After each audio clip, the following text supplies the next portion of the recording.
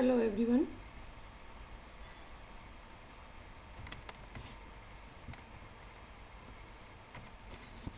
As you know that last time in the last session, that is I think yesterday, we have started our first unit of economics, that is elementary of economics or introduction to economics.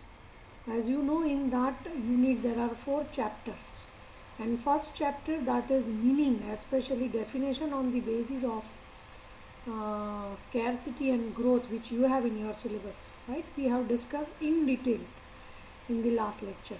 Right now my today's topic is introduction to microeconomics. As I told you yesterday that you have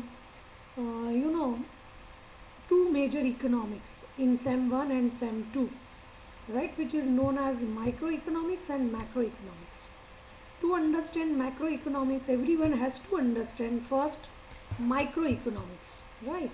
And that microeconomics you have here in SEM 1, right? Now what do you mean by microeconomics? What is the subject matter of microeconomics? What are the important points of microeconomics, right? That is, what is the significance of microeconomics in real world, and what are the problems of microeconomics, right, we face when we utilize the doctrines of microeconomics in real business. So that is our today's topic. Again, it is very easy and not much long as far as subject matter is concerned. But in the exam we ask definitely one question of 10 marks. It can be of combination of anything. We can ask you like this, that explain or define microeconomics with its origin and examine the subject matter of microeconomics, right? Or we can ask you the another question, that is, according to you, what is the importance of microeconomics and what are the problems of microeconomics, right? So in short, we can ask you that kind of question from this chapter. Okay, let us start with the origin of microeconomics. That is by word itself, what do you mean by microeconomics, and how and from where it derives, the word micro derives, right? As I told you yesterday, that actually the entire economics is talking about either small things or large things, and that is why, for the sake of simplicity or for the sake of nice understanding, right, we have bifurcated the entire economics into two parts, micro and macro, right? And micro word is actually derived from a Greek word, right? And that Greek word is actually known as this, right, जो मैंने highlight किया, mikros, MIKROS, right? In original micro we are using C, but the word micro, that is MICRO, right, derived from a Greek word, and its understanding or its meaning is small, right? But the original Greek word is MIKROS, mikros, right? Now which is we are using that word is micro, right, and that means small. So its meaning is small. So all small things like individual income, individual expenditure, individual savings, individual investment, right? All these things we are studying, right? Or we study in the subject matter or under the heading of microeconomics, right? So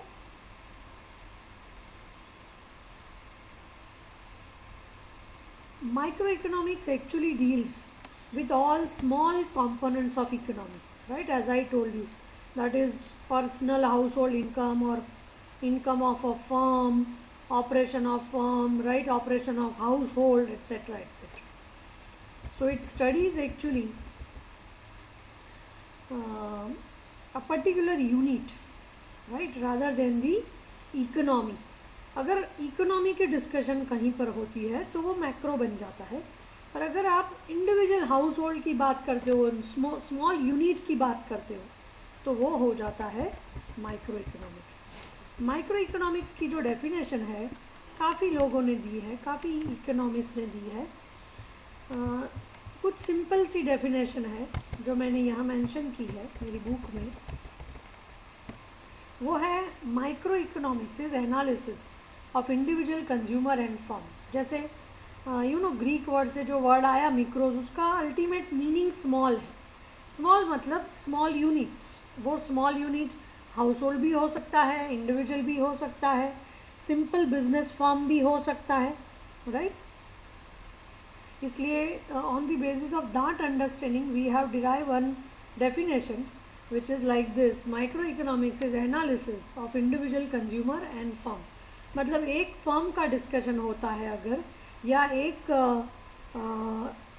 individual और house hold का discussion होता है, तो वो होता है micro economics.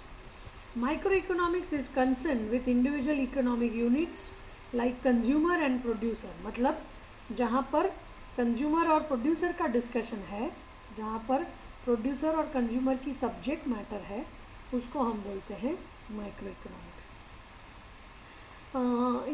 Kenneth Boulding has explained one definition, that is microeconomics is a study of particular firm, household and individual price, wages. मतलब individual price, individual wages, individual income and simple single commodity. Right. अगर ये सारी चीज़ें जहाँ पर भी discuss होती है तो समझ लो वो इकोनॉमिक्स माइक्रो इकोनॉमिक्स है, राइट. अगर आपको कोई बोले कि आपको सर्वे करना है कि शिल्पा मैडम का वेज क्या है, उनकी इनकम कितनी है, वो कहाँ पर स्पेंड करती है, राइट, कौन सी कॉमोडिटी बाय करती है, तो ये सारे सर्वे हो जाता है subject matter of micro economics. Okay. So in micro economics we attempt only microscopic study, मतलब small study of the national economy, right. मतलब पूरी इकोनॉमी में अगर नेशनल इनकम कितना है, मोदी गवर्नमेंट कितना इन्वेस्ट करते हैं, उनका बजट कितना है, अगर वो सब जब डिस्कस करोगे तो वो माइक्रो इकोनॉमिक्स नहीं है, वो मैक्रो इकोनॉमिक्स है, राइट. तो बड़ी बड़ी चीज़ें जो है, लार्ज जो है, राइट, एग्रीगेट्स जो है, वो हम मैक्रो में डिस्कस करते हैं, माइक्रो में हम इंडिविजुअल चीज़ें डिस्कस करते हैं, राइट.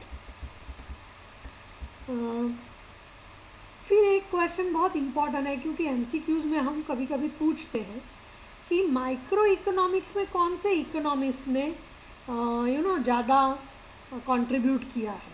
तो मैंने यहाँ मेरी बुक में कुछ प्रोफेसर्स के नाम दिए हैं who have contributed a lot in only microeconomics, not in macro, right.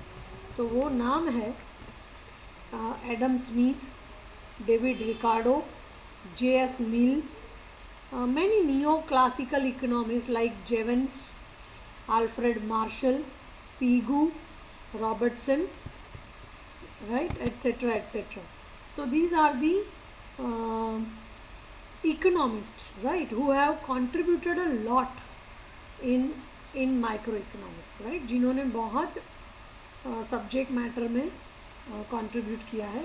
ये सारे बहुत वेल नोन इकोनॉमिस्ट हैं, राइट, जो माइक्रो इकोनॉमिक्स से अटैच है, नॉट मैक्रो, राइट. मैक्रो से अटैच इकोनॉमिक्स बहुत अलग है, माइक्रो से जो अटैच है वो भी अलग है. तो ये सारे नाम आपको जान लेना बहुत ज़रूरी है, क्योंकि these are economist who are attach with microeconomics, right. उसके बाद है subject matter of micro economics, right. जो सब्जेक्ट मैटर है वो सारी I have divided into 3 parts. here in my book. First is known as commodity pricing, second is known as factor pricing, and third is theory of economic welfare. ये major 3 part जो है वो is a subject matter of micro economics, right, जिसमें सबसे important पहला part वो है commodity pricing, जो मैंने आपको पढ़ा दिया. That is theory of demand, theory of supply etcetera. Theory of production, theory of cost you have in same 3, right, but it is micro economics. तो कमोडिटी प्राइसिंग नाम से ही पता चलता है how to determine price of product और service. That is commodity pricing. मतलब किसी चीज़ की प्राइस कैसे डिसाइड होती है वो है माइक्रो इकोनॉमिक्स. ओके, तो वो माइक्रो इकोनॉमिक्स मैंने आपको पढ़ाया है थोड़ा बहुत. That is demand theory, supply theory, right. और बाकी का जो है theory of cost, theory of production, theory of firm, right, वो मैं आपको सेम 3 में पढ़ाऊँगी because it is a subject matter of sem 3. और खाली आपको ये पता होना चाहिए कि मैडम आपको सेम 1 में पढ़ाए या सेम 3 में पढ़ाए. एक्चुअली वो है माइक्रो इकोनॉमिक्स, राइट. तो जब कभी बात निकले आपको पता होना चाहिए कि commodity pricing is a subject matter of micro economics. तो कमोडिटी की प्राइस कैसे डिसाइड होती है, कौन सी थियरी से डिसाइड होती है, वो बहुत लंबी सब्जेक्ट मैटर है, राइट. मैंने यहाँ आपको खाली उसके 4 नाम दिए हैं. अभी थियोरी ऑफ डिमांड में आपने क्या पढ़ा वो आपको पता है, थियोरी ऑफ सप्लाई आपको पता है, राइट. थियोरी ऑफ प्रोडक्शन में आता है how to produce, right, how much to produce, right, with which factors of production we have to produce, right. ज़्यादा लेबर से प्रोड्यूस करना चाहिए कि कैपिटल से प्रोड्यूस करना चाहिए, राइट. उसके बाद है प्रोडक्शन करने के लिए कॉस्ट कैसे देखें, राइट. तो बहुत सारे कॉस्ट है जैसे average cost, marginal cost, total cost, fixed cost, variable cost, right, opportunity cost, sunk cost, economic cost, social cost, accounting cost. तो ये सारे जो कॉस्ट है उसको डिस्कस करना पड़ेगा. तो वो सारा है theory of cost. How theory of cost is applicable to theory of production, क्योंकि अगर कॉस्ट बढ़ जाएगा तो production will be affected adversely, right, क्योंकि प्रोडक्शन डिपेंड्स ऑन कॉस्ट. जब भी कॉस्ट बढ़ेगा प्रोडक्शन कम हो जाएगा, राइट, बिकॉज एवरी मैन्युफैक्चरर और investor has his own budget, right, amount of investment, right. अगर 1 करोड़ उसका बजट है तो उसमें जितना हो सकता है वो उतना ही प्रोडक्शन कर सकता है. सडनली अगर कॉस्ट बढ़ गया तो उसका फंड नहीं बढ़ेगा, उसका इन्वेस्टमेंट तो वही का वही है, तो ऑटोमेटिकली प्रोडक्शन कम हो जाएगा. तो ये सारी चीज़ें जो है कॉस्ट ऑफ प्रोडक्शन की वो डिटेल आपके सेम 3 के सिलेबस में है. पर फिर भी मैंने थोड़ा बहुत आपको बता दिया जिससे कि आपको पता चले कि कमोडिटी प्राइसिंग कैसे होता है, राइट. अगर किसी प्रोडक्ट की प्राइस डिसाइड करनी है मार्केट में तो 4 चीज़ें बहुत ज़रूरी है. एक, उसकी डिमांड क्या है, दूसरी उसका सप्लाई क्या है, तो सप्लाई आता कहाँ से है, तो वो आता प्रोडक्शन से है. तो प्रोडक्शन कैसे होता है, राइट, कितना होता है, कब कम होता है, तो प्रोडक्शन किस पर डिपेंड करता है, तो उसके लिए जानना ज़रूरी है कॉस्ट. तो कॉस्ट को बहुत सारे कॉस्ट कॉन्सेप्ट्स हैं वो जानने के बाद पता चलेगा कि कॉस्ट कैसे मूव करता है. तो we have lots of cost theories in same 3, right. For example we have variable proportion theory, right, जिसमें कोई एक फैक्टर ऑफ प्रोडक्शन अगर बदले, राइट, तो कॉस्ट पर कैसा इम्पैक्ट आता है. फिर we have returns to scale, right. This all are production theory actually, but depends on cost, right. So for that you need to understand the relationship between average cost and marginal cost, how fixed cost, variable cost and total cost are related, right. तो ये सारे interrelated aspect है, but these 4 things are important to determine the price of any commodity in the market. So ये part बहुत लंबा है, बहुत detail में काफ़ी कुछ उसमें है, right. तो वो सारी चीज़ें आपको सेम 1 और सेम 3 में पढ़ाई जाएगी, but it is a subject matter of micro economics. उसके बाद है फैक्टर प्राइसिंग। यहाँ पर हमने कॉमोडिटी का प्राइस डिसाइड किया फर्स्ट पार्ट में, पर यहाँ है फैक्टर प्राइसिंग। मतलब आपको पता है कि there are main 4 factors of production, right, और सारे के सारे जो फैक्टर्स हैं उनकी प्राइस डिसाइड करनी पड़ती है। फॉर एग्ज़ाम्पल लैंड अगर है तो लैंड की price is nothing but rent, right, so rent is a price of land. ऐसे ही labour is a factor of production. वो मुफ्त में काम नहीं करेगा, उसको सैलरी देनी पड़ेगी, राइट। तो वेज इज़ अ रिटर्न और सैलरी और इनकम ऑफ लेबर, राइट, और price of labour. Wage is a price of labour. ऐसे ही capital is the another major factor of production, because with labor every manufacturing unit utilize certain capital equipments, technology, etc., which are nothing but capital, right? So for capital also you have to pay, so price of capital is nothing but interest. And entrepreneur who is managing labor, capital, land, all factors of production, right, is again another important factor of production who gets profit. So profit is a price of entrepreneur, right? So इसको बोलते हैं factor pricing. मतलब factor of production जितने भी है उसका price कैसे decide किया जाए, उसकी बहुत सारी थियोरीज हैं, rent theory, wage theory, interest theory, profit theory and many more, right. तो ये जो है वो आपका 4th यूनिट है सेम 1 का, राइट। तो जैसे ही हमारा ये फर्स्ट यूनिट ख़त्म हो जाएगा will move towards factor pricing. तो ये डिटेल में मैं आपको 4th यूनिट में पढ़ाऊँगी। वो सारा आपको एग्ज़ाम में जब कभी पूछे सब्जेक्ट मैटर तो आपको वो सारा डिटेल लिखना है जो मैं आपको 4th यूनिट में नेक्स्ट में पढ़ाऊँगी। ये मैं खाली आपको दिखा रही हूँ कि माइक्रो इकोनॉमिक्स की सब्जेक्ट मैटर क्या है, पर पूरा सिलेबस ख़त्म होने के बाद जब एग्ज़ाम में आपको पूछा जाए subject matter of micro economics तो उसमें आपको थियोरी ऑफ डिमांड का भी एक पैरा लिखना है, सप्लाई का लिखना है, फिर मैं आपको जो rent theory, wage theory, interest theory, profit theory पढ़ाऊँगी वो सारा आपको एक एक पैरा लिखना है, तब जाके वो 10 मार्क का क्वेश्चन होता है, राइट। उसके बाद है थियोरी ऑफ इकोनॉमिक वेलफेयर, जो आपके सिलेबस में कहीं नहीं है पूरे BBA में, because this welfare theory is a subject matter of master, right. तो जो लोग इकोनॉमिक्स का मास्टर करते हैं, राइट, मतलब मेरे जैसे लोग जो हैं, राइट, उनके लिए ये थियोरीज़ है। उसमें आता है how to maximise welfare of the economy, and we have lots of theory to increase welfare of the economy, right.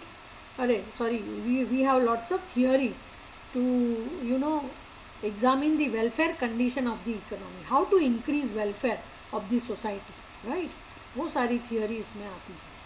तो क्योंकि वो थियोरीज आपके सिलेबस में भी कहीं नहीं है, उसको ज़्यादा पढ़ाने की ज़रूरत भी नहीं है, पर आपको पता होना चाहिए कि सब्जेक्ट मैटर में एक्चुअली माइक्रो इकोनॉमिक्स में आता क्या है। तो ये सारी चीज़ें जो मैंने आपको पढ़ाई, राइट, वो सारी मैंने यहाँ बुक्स में लिखी भी है, राइट। उसके बाद आपके सिलेबस में है types of micro economics, actually syllabus में नहीं है। आपके सिलेबस में खाली 4 चीज़ें हैं, meaning of micro economics, subject matter of micro economics, importance of micro economics and limitations of micro economics. पर माइक्रो के टाइप्स हैं 3, micro statics, micro dynamics and micro comparative static. Microstatic जब हम पढ़ते हैं तो उसमें we are talking about only one particular point of time.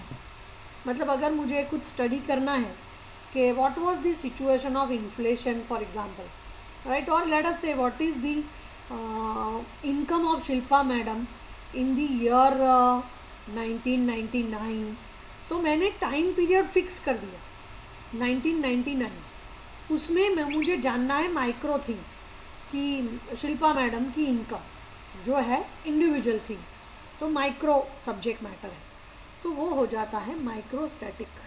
उसके बाद माइक्रो डायनेमिक्स, उसमें टाइम वेरीज, मतलब आपको कोई ऐसा प्रोजेक्ट दिया जाए कि शिल्पा मैडम ने कैरियर शुरू की तब से आज तक उनकी इनकम को चेक करो, राइट, तो हो जाता है माइक्रो डायनेमिक्स। पर अगर मैं आपको वही चीज़ 2 टाइम पीरियड के बीच में दे दूँ, that is between 2 time points, जैसे कि 2001 से लेके 2010 तक मैडम की इनकम क्या थी, राइट, तो वो हो जाता है माइक्रो कंपैरेटिव स्टैटिक, जिसमें we are talking about 2 time periods, between 2 time periods situation को हम स्टडी करते हैं। टाइम बहुत वेरीज होता है, from the beginning to end अगर दे दिया जाए कि इंडियन इकोनॉमी या शिल्पा मैडम की सिचुएशन को चेक करो from birth to death, right, कि मैडम क्या कमाती है, क्या खर्च करती है, कौन सी चीज़ें लेती है, राइट, तो ये सारा हो जाता है डायनेमिक्स। तो माइक्रो इकोनॉमिक्स में भी स्टैटिक होता है, कंपैरेटिव स्टैटिक होता है और डायनेमिक भी होता है, ओके।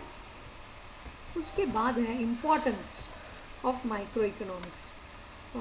जैसे मैंने आपको पहले ही बता दिया कि micro economics always studies about small things, right, तो consumer behaviour, human behaviour, firm behaviour, right, how consumer buy from the market, right, how much he buy, from where he buys, right, why he buys, what he want, right, ये सारी चीज़ें जो है वो micro economics की है। मैंने जो भी बोला वो यहाँ लिखा हुआ है। तो माइक्रो इकोनॉमिक्स का एक इम्पॉर्टेंट है टू स्टडी ह्यूमन बिहेवियर और consumer behaviour, right, to study consumer behaviour micro economics is very much useful. And by understanding micro theories we come to know the various motives, right, which guide man in economic affairs। तो अगर consumer behaviour check करने के बाद हम काफ़ी कुछ derive कर सकते हैं। तो this is the importance of micro economics. अगर माइक्रो इकोनॉमिक्स नहीं होता तो हम वो नहीं कर सकते थे। Then to understand allocation of resources, मतलब जितनी भी इनकम है वो इनकम कैसे डिस्ट्रीब्यूट की जाए वो हम माइक्रो से सीखते हैं, right. For example Shilpa madam का बजट कितना है वो मैं आपको दे दूँ एक प्रोजेक्ट कि आपको ढूंढना है कि मैडम का बजट देखो कितना है, इनकम सैलरी से कितनी आती है, अदर इनकम कितनी है, इंटरेस्ट कितना आता है, डिविडेंड कितना मिलता है, उनकी वेल्थ कितनी है, कहाँ पर इन्वेस्ट किया है, स्टॉक मार्केट की इनकम कितनी है, और वो सारे का रिसोर्स एलोकेशन कहाँ पर होता है, राइट। तो एलोकेशन इकोनॉमी का भी होता है। तो इकोनॉमी का एलोकेशन अगर आपको ढूंढना है, फॉर एग्जांपल लेबर कैपिटल, वो कहाँ पर एलोकेट करना चाहिए, कहाँ से ज़्यादा इनकम मिल सकती है, वो सारी चीज़ें मैक्रो की आती कहाँ से है, माइक्रो से, right. So micro economics is helpful in efficient allocation, right, and it provides guideline for distribution of national income. अगर माइक्रो से आपने ये सीख लिया तो मैक्रो में भी वो यूज़फुल होगा कि नेशनल इनकम को कैसे डिस्ट्रीब्यूट करना चाहिए, right. It helps in determining price of various factors of production. जैसे मैंने बोला कि माइक्रो इकोनॉमिक्स की एक बहुत इंपॉर्टेंट चीज़ है factor pricing, right. Commodity pricing तो है ही, उसके बाद है फैक्टर प्राइसिंग। तो सारे फैक्टर्स की प्राइस कैसे डिसाइड करनी चाहिए, राइट, वो सारा एलोकेशन की बात है। तो वो एलोकेशन आता है सेकेंड पॉइंट में, that is the another importance of economics, right, microeconomics. Then microeconomics is useful to understand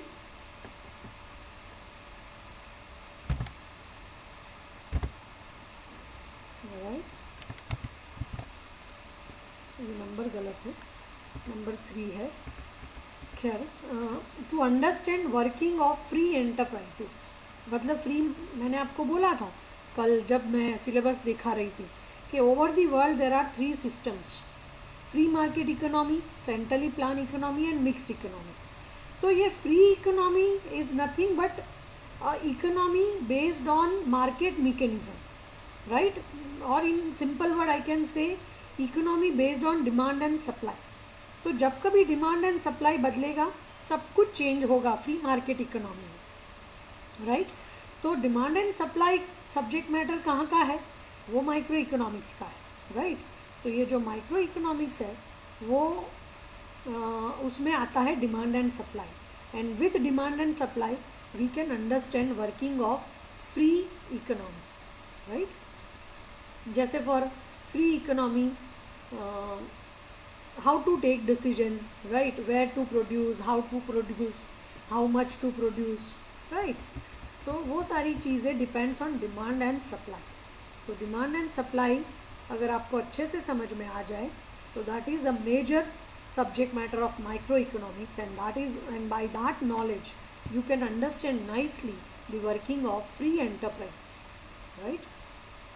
So understanding of free enterprise is depends on your understanding of demand and supply, and demand and supply is a subject matter of microeconomics. That's why we can say that microeconomics is useful to understand working of free enterprise. Okay, उसके बाद एक topic, एक importance point है important, वो है price mechanism, मतलब how to determine market price, right, is actually depends on your understanding of micro economics with demand and supply. आपको पता है मैंने आपको पढ़ाया था यूनिट 3 में price determination with demand and supply. तो वो पूरा जो मार्केट मैकेनिज़्म है, प्राइस मैकेनिज़्म है, राइट, कैसे डिसाइड होती है, कैसे डिमांड बढ़े तो प्राइस बदलती है, कैसे सप्लाई चेंज होता है तो प्राइस बदलती है, वो you can understand by micro economics. उसमें मैं ज़्यादा नहीं बता रही क्योंकि वो सारा चैप्टर मैंने पढ़ा दिया है, price determination, price mechanism, right. तो ये वही चीज़ है price determination, right. Price mechanism मतलब when price will change, right, और determination means how to determine market price. वो दोनों depends on demand and supply, right. Price determination जैसे मैंने बताया था क्रॉस डायग्राम से, right, demand curve is downward sloping, supply curve is upward sloping, when both are intersecting at that point we can determine market price. So उसको बोलते हैं price determination, right, जो मैंने आपको बहुत डिटेल में 3rd यूनिट में पढ़ा दिया है। तो ये determination is a subject matter of micro economics. वो बदलता कब है वो भी मैंने आपको बताया था बहुत सारे डायग्राम से, कि अगर डिमांड बढ़ गया तो डिमांड कर्व 1 से ज़्यादा होगी और प्राइस चेंज होगी। ऐसे ही सप्लाई बदला तो सप्लाई कर्व बहुत सारे मिलेंगे और सभी जगह पर जहाँ प्राइस एंड डिमांड इंटरसेक्ट होता है हम प्राइस डिटरमाइन कर सकते हैं। तो वो जो चेंज वाली बात है वो है market mechanism. Okay, so microeconomics is actually nothing but price theory, right, and price mechanism is most important subject matter of microeconomics, and in every market like product market, factor market, capital market, right, microeconomic theory is very much important, right, and in every economic system like plan economy, mixed economy, free economy, microeconomics suggest formula for price determination and price mechanism, right. So microeconomics is very much useful for price determination and price mechanism. Okay, then the second last point is construction of simple models। अगर micro economics से आपको कुछ simple model derive करने हैं, right, तो आप कर सकते हो।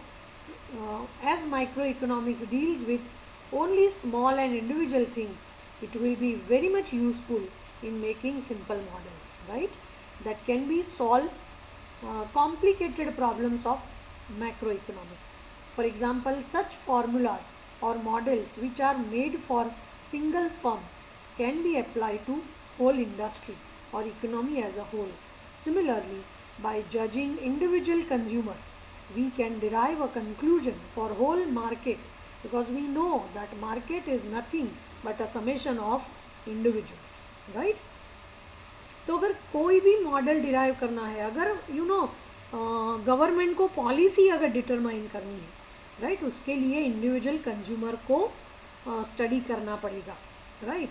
और सारे के सारे मार्केट में जितने भी कंज्यूमर्स हैं वो सबको हम एडिशन उनका करते हैं तो वो मार्केट बन जाता है। ऐसे ही अगर मुझे सिंपल इनकम मॉडल डिराइव करना है, राइट, आपको मैं दे दूँ कि शिल्पा मैडम का इनकम मॉडल डिराइव करो, तो शिल्पा मैडम जैसे लोग जितने भी हैं, राइट, हमारे इंडिया में 137 करोड़ पॉपुलेशन है, तो वो सारे को मिला लो तो वो इकोनॉमी बन जाता है।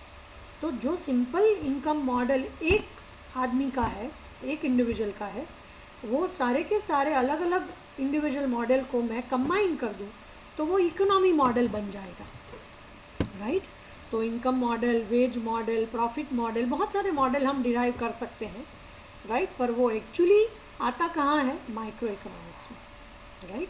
तो अगर एक बार सिंपल सिंगल मॉडल आप डिराइव कर लेते हो तो इकोनॉमी का, मैक्रो का मॉडल भी आप डिराइव कर सकते हैं।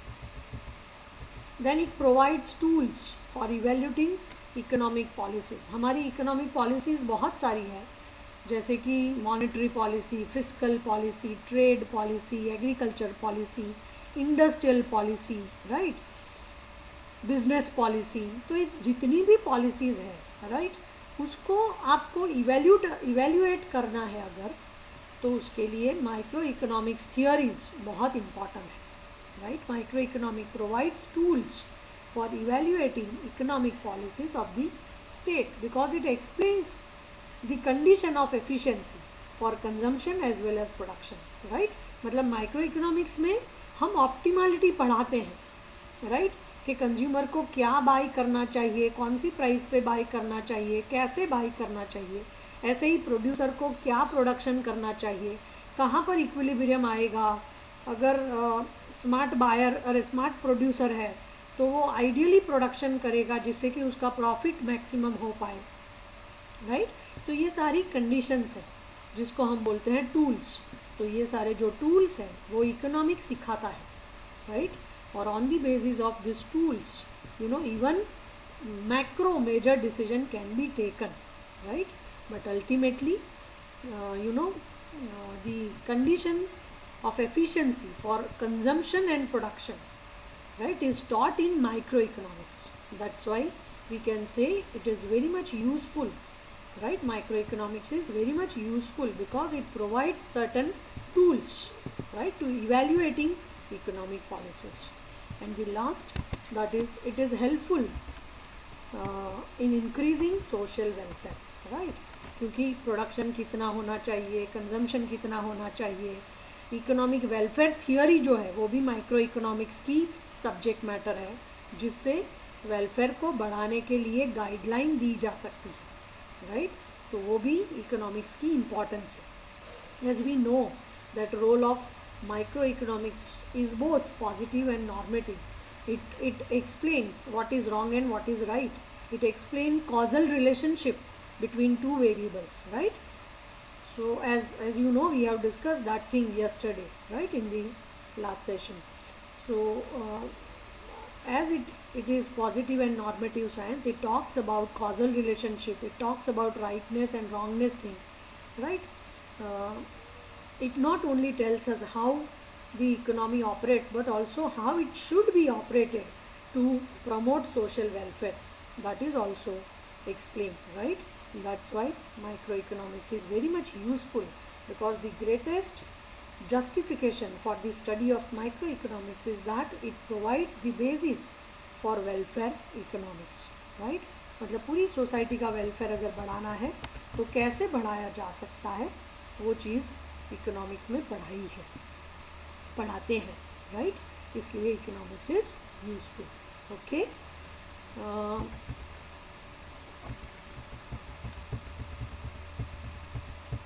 उसके बाद जो टॉपिक है वो बहुत छोटा सा है, 2 मिनट में हो जाएगा, क्योंकि अगर आपने ये समझ लिया इम्पोर्टेंस ऑफ माइक्रो इकोनॉमिक्स तो ऑटोमेटिकली आपको समझ में आ जाएगा कि प्रॉब्लम क्या है।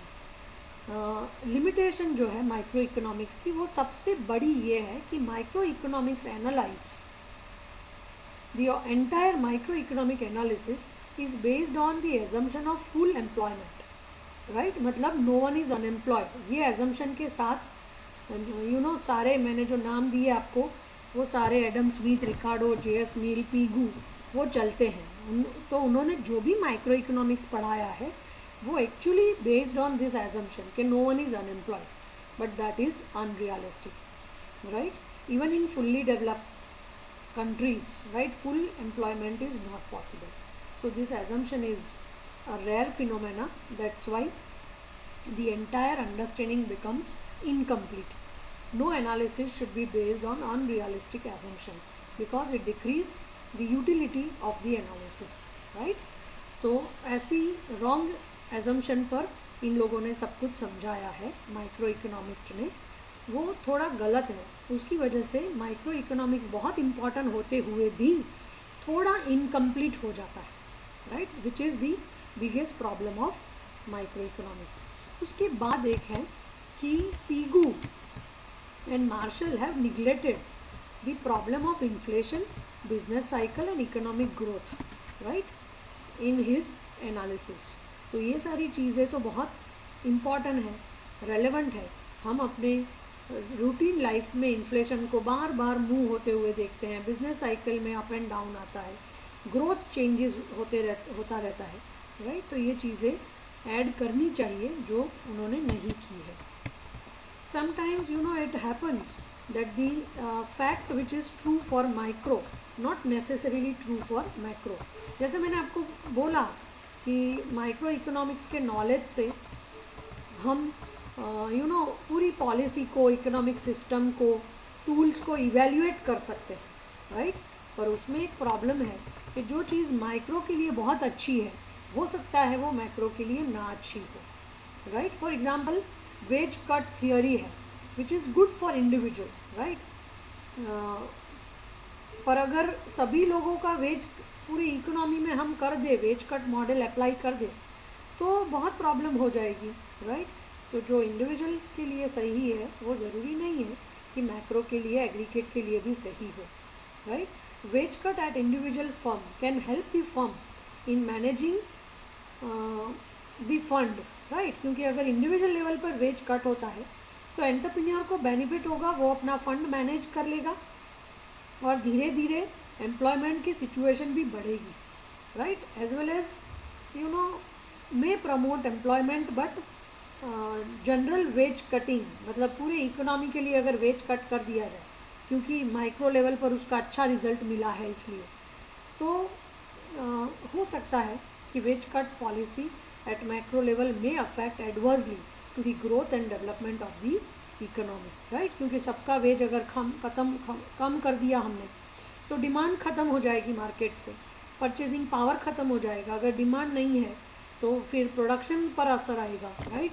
एडवर्स इफेक्ट आएगा। प्रोडक्शन कम हुआ तो demand of factors of production कम हो जाएगा, तो एम्प्लॉयमेंट कम हो जाएगा, अनएम्प्लॉयमेंट बढ़ जाएगा, राइट? तो ये प्रॉब्लम है। फिर जो है micro economics suffers from abstractness, मतलब it fails to provide us it fails to provide us with a description of real world. Microeconomics is not in a position to take into account the entire data of real world, क्योंकि micro का मतलब ही small है, right? तो micro में हम सारा macro world का ले नहीं सकते, वो उसकी एक लिमिटेशन है। It only explains price determination but unable to say that why there is vast difference in market price of same product in the different territory, right? Microeconomics price decide तो कर देता है, राइट? पर इतनी सारी prices market में है, right? उसमें इतना डिफरेंस क्यों है, वो सारी चीज़ें वो एक्सप्लेन नहीं कर पाता। For example why the price of sugar in Mumbai is higher than Delhi, right? It may not describe real world but it does help to understand it, right? मतलब प्राइस डिटर्मिनेशन आप समझ सकते हो माइक्रो से, पर अगर रियल वर्ल्ड का अगर कंपैरेटिव स्टडी करना है, राइट, और डायनेमिक स्टडी करना है उसके लिए बहुत लार्ज डेटा चाहिए और वो माइक्रो से नहीं हो सकता, उसके लिए आपको मैक्रो में जाना पड़ेगा। ओके, तो इसलिए कुछ चीज़ें ऐसी हैं स्मॉल लार्ज जो माइक्रो में नहीं पढ़ाई जा सकती कि because micro is a small analysis. Okay, वो कॉमन सा अंडरस्टैंडिंग है। Micro economics gives us best result in a situation of laissez-faire, right. Now laissez-faire मतलब where there is a system of fully free economy, right. तो जहाँ पर कहीं government नहीं है, राइट, उसको बोलते हैं फ्री मार्केट इकोनॉमी, और वो है टेक्निकली लेजर-फेयर सिस्टम, राइट। तो micro economics is too good for free market economy, right, but in actual practice it hardly exist, क्योंकि सभी कंट्री में गवर्नमेंट का कहीं ना कहीं इंटरवेंशन होता ही है, राइट। कहीं भी कोई इकोनॉमी फुल्ली फ्री नहीं है। तो micro economics is too good for fully free market economy, right, but fully free market economy exist very less, right. Government intervention is there everywhere, that's why that is the problem of microeconomics. I hope this chapter is very clear, right. Four major topics we had discussed, that is meaning of microeconomics, subject matter of microeconomics, and importance of microeconomics and limitations of microeconomics. Let me finish here my today's topic, because the second chapter is over. That is this all detailed information regarding microeconomics, right, we have covered here in this session. Now in the next session we'll talk about third chapter of the first unit, that is important concepts. There are many concepts, as I told you yesterday, right, like demand and desire, then price and value, right, then production possibility curve, free goods and economic goods. All these concepts we'll discuss in the next lecture. Till then, bye bye, have a nice day.